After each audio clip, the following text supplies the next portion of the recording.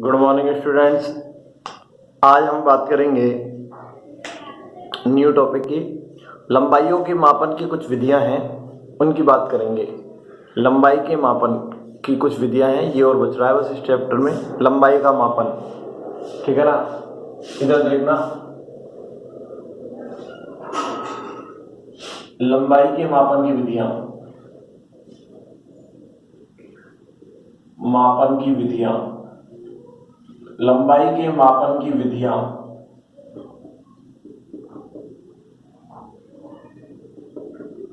इधर देखना, लंबाई के मापन की दो विधियां हैं, यानी कि एक तो वृहद दूरियों का मापन है, इसमें पहला है वृहद दूरियों का मापन। वृहद मतलब बड़ी दूरियों, लंबी दूरियों का मापन। कि लंबी दूरियों का मापन कैसे करेंगे, लंबी दूरियों का मापन। और दूसरा है लघु दूरियों का मापन।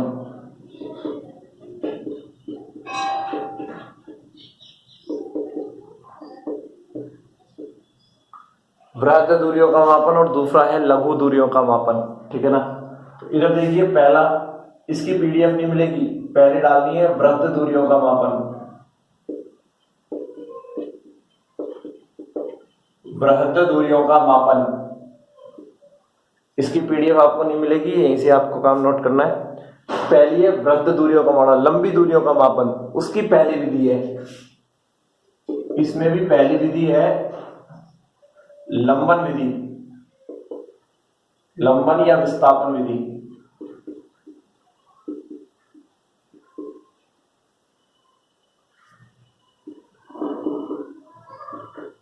लंबन या विस्थापन विधि। अब देखना, लंबाई के मापन की दो विधियां बता रहा हूं मैं, एक तो लंबी दूरियों का मापन कर सकते हैं, एक छोटी दूरियों का मापन कर सकते हैं। लंबी दूरियों के मापन की पहली विधि है लंबन या विस्थापन विधि। कौन सी है, लंबन या विस्थापन विधि। लंबन या विस्थापन विधि क्या कहती है, इधर सुनना। इसकी सहायता से पृथ्वी व किसी भी ग्रह के बीच की दूरी ज्ञात की जा सकती है। पृथ्वी यहाँ है और ग्रह ऊपर है, तो बहुत बड़ी दूरी हो गई ना, तो पृथ्वी व ग्रह के बीच की दूरी ज्ञात की जा सकती है। तो लिखाओ, इस विधि द्वारा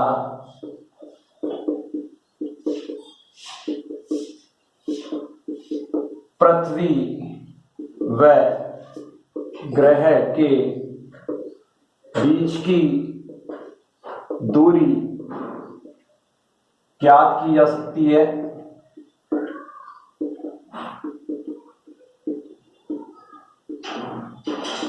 पृथ्वी व ग्रह के बीच की दूरी ज्ञात की जा सकती है। ठीक है ना, कैसे करेंगे, इधर देखना। यहां पर मैंने एक डायग्राम बनाया है, ऐसे नहीं, ऐसे बनाओ इसको।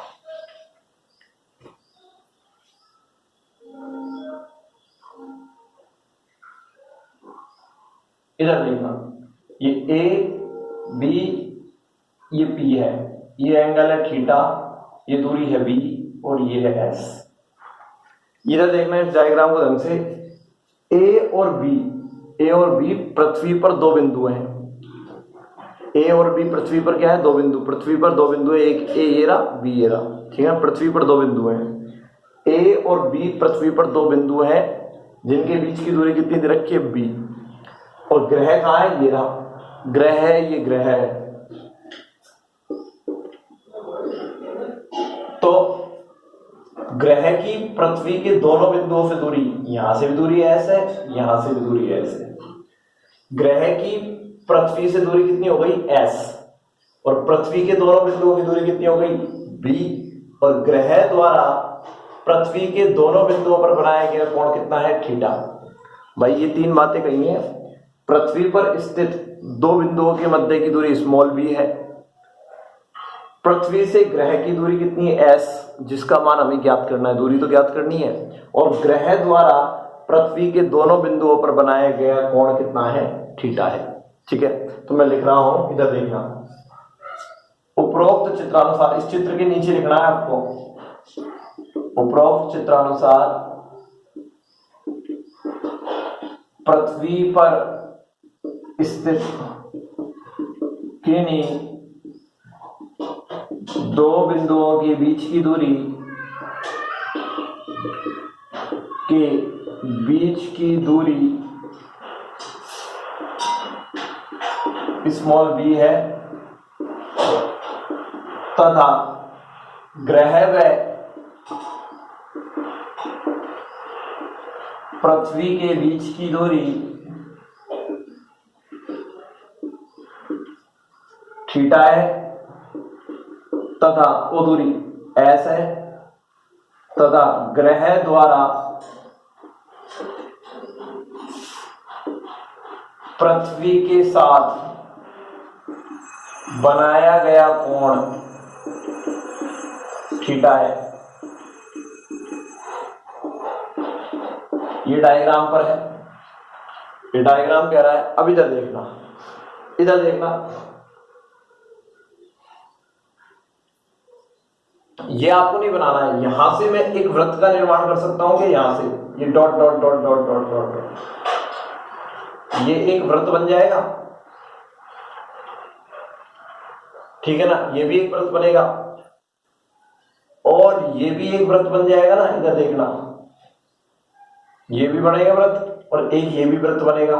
यहां से इसको यदि मैंने आगे बढ़ा दिया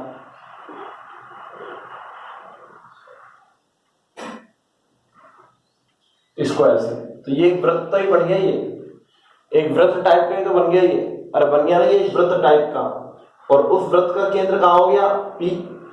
अरे ये एक वृत्त टाइप का ही तो बन गया और उस वृत्त का केंद्र क्या हो गया P, और ये इसकी AB क्या हो गई चाप। अरे वृत्त का AB क्या हो गया चाप, और ये वृत्त बन गया, उसका केंद्र क्या हो गया P। और हम जानते हैं कि कोण बराबर होता है चाप बटा त्रिज्या।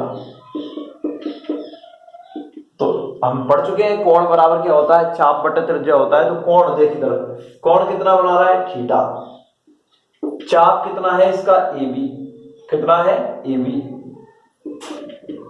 त्रिज्या कितनी है इसकी PA, AB की वैल्यू B है और PA की वैल्यू S है, ठीक है ना।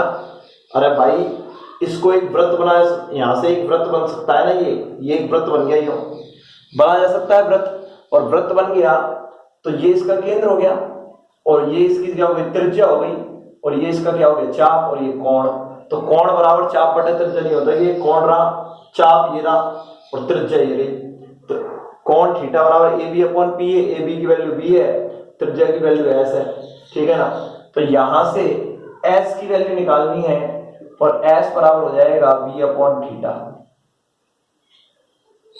अरे S की वैल्यू तो निकालनी थी, B क्या है पृथ्वी के दो बिंदुओं के बीच की दूरी है, वो तो पता ही होगा कि पृथ्वी के दो बिंदुओं के बीच की दूरी B पता होगा, और ग्रह द्वारा पृथ्वी पर बनाया गया कोण थीटा पता होगा। तो ग्रह व पृथ्वी के बीच की दूरी S निकल जाएगी। तो इस सूत्र की सहायता से हम क्या निकाल लेंगे, ग्रह व पृथ्वी के बीच की दूरी निकाल लेंगे। कुछ किया नहीं है मैंने, एक डायग्राम बनाया, AB पृथ्वी पर दो बिंदु हैं जिनके बीच की दूरी B है, ठीक है ना। ग्रह ये रहा, ग्रह की पृथ्वी से दूरी S है, ये कोण कितना बन रहा है थीटा बन रहा है। तो ये एक प्रकार का वृत्त बन सकता है, और जब ये एक प्रकार का वृत्त बनेगा तो हम जानते हैं कि कोण बराबर क्या होता है चाप बटा त्रिज्या। तो कोण ये रहा, चाप ये रहा, ये चाप ही तो एक प्रकार का, और त्रिज्या ये रही। तो यहां से S का मान निकल जाएगा। B क्या है दूरी, कौन सी दूरी, पृथ्वी पर दो बिंदु है उनके बीच की दूरी, और थीटा क्या है ये जो कोण बना है वो, ठीक है। ये पहला मेथड हो गया है, आपको यहां से नोट कर लेना है इसको, ठीक है ना। कौन सा मेथड है, लंबन या विस्थापन विधि, ठीक है। अब इसको मैं मिटा रहा हूं, दूसरा मेथड देखेंगे। ये बृहत दूरियों के मापन की पहली विधि है, बृहत मतलब बड़ी दूरियों के मापन की पहली विधि है। दूसरी कौन सी होगी, आकाशीय पिंडों का आकार। दूसरा है आकाशीय पिंडों का आकार, जैसे चंद्रमा का आकार ज्ञात करना है, सूर्य का आकार ज्ञात करना है, दूसरी विधि। बृहत दूरियों के मापन की पहली विधि है, दूसरी देखेंगे। इधर देखना हो,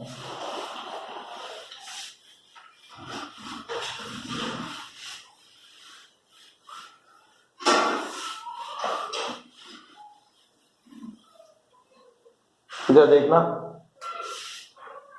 दूसरी है, दूसरी का बी डाल देते हैं, आकाशीय पिंडों का आकार। आकाशीय पिंडों का आकार, इसमें ब्रैकेट में लिख रहे हैं चंद्रमा का व्यास। हम चंद्रमा का व्यास निकाल रहे हैं।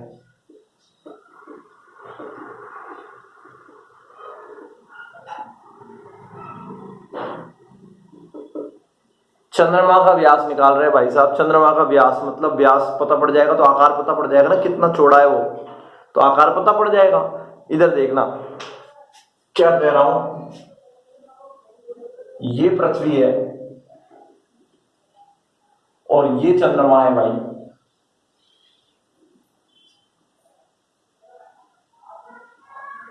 ये इसका व्यास है, इसको मैंने मान लिया व्यास को डी। चंद्रमा का ये व्यास है और ये जो कोण बन रहा है पृथ्वी से,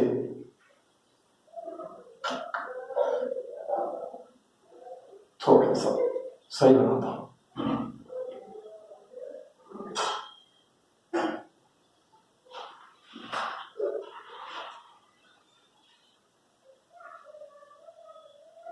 सही नहीं बना, थोड़ा सही बना था। ये पृथ्वी है,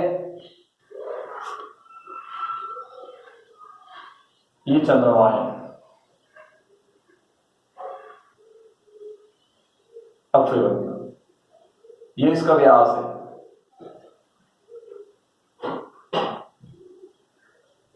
ये इसका व्यास है, जो ज्ञात करना है। और ये दूरी है व्यास की डी, और ये एंगल है अल्फा, और ये एस। इधर देखना, चंद्रमा है ये चंद्रमा है, ये पृथ्वी है, ये चंद्रमा है,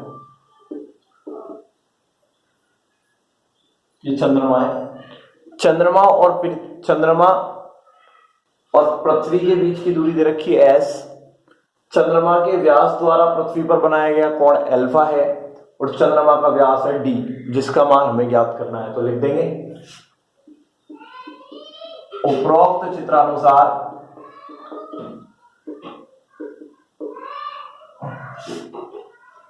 पृथ्वी व चंद्रमा के बीच की दूरी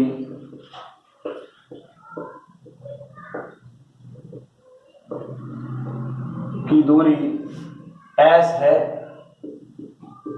तथा चंद्रमा के व्यास डी द्वारा पृथ्वी पर बनाया गया कोण अल्फा है। पृथ्वी पर बनाया गया कोण अल्फा है, ठीक है। चंद्रमा के व्यास डी द्वारा पृथ्वी पर बनाया गया कोण अल्फा है और हमें व्यास ही निकालना है चंद्रमा का। भाई चंद्रमा का व्यास निकालना है, चंद्रमा का व्यास कितना है डी, और व्यास द्वारा पृथ्वी पर बनाया गया कोण कितना है अल्फा है, ठीक है। कोई दिक्कत वाली बात ही नहीं है। अब भाई साहब इधर देखना, व्यास निकालना है, पृथ्वी और चंद्रमा के बीच की दूरी एस है, बनाया गया कोण कितना है पृथ्वी से अल्फा है। इधर देखो, ये एक वृत्त बनाया जा सकता है, ये देखो यहां से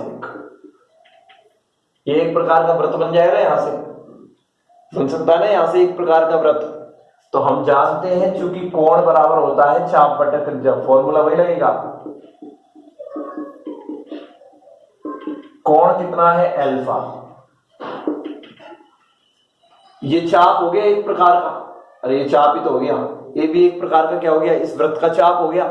ये वृत्त बन रहा है ना, ये भी इस वृत्त का क्या हो गया चाप, और त्रिज्या कितनी हो गई, ये इसका सेंटर हो गया पृथ्वी इसका क्या हो गया सेंटर हो गया, इसको ओ मान लेते हैं।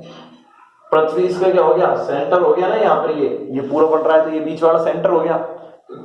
त्रिज्या कितनी हो गई एओ, ए बी की वैल्यू हमें निकालनी है, डी है व्यास, एओ कितना है ए हो एस, तो भाई डी बराबर क्या आ जाएगा एस अल्फा। इस सूत्र की सहायता से चंद्रमा का व्यास निकल जाएगा। तो इस सूत्र की सहायता से, उपरोक्त सूत्र की सहायता से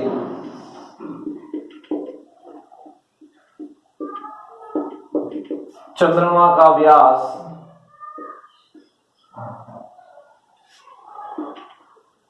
ज्ञात किया जा सकता है।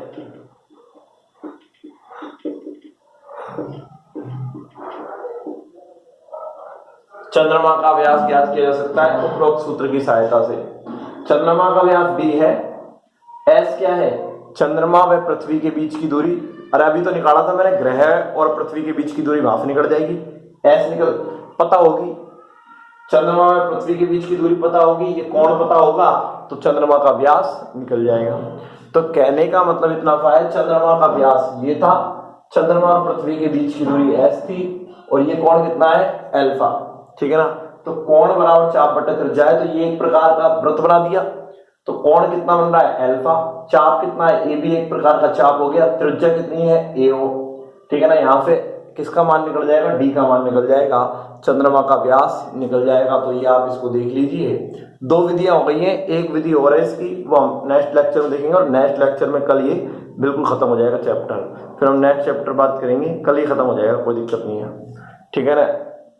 तो ये पहले चित्र बनाना है, ठीक है ना, और ये फिर लिखना है और फिर ये डायग्राम बने, ये लिखना है, फिर ये है पहले डायग्राम, फिर उस डायग्राम के नीचे ये और फिर ये आएगा, ठीक है ना। तो धन्यवाद।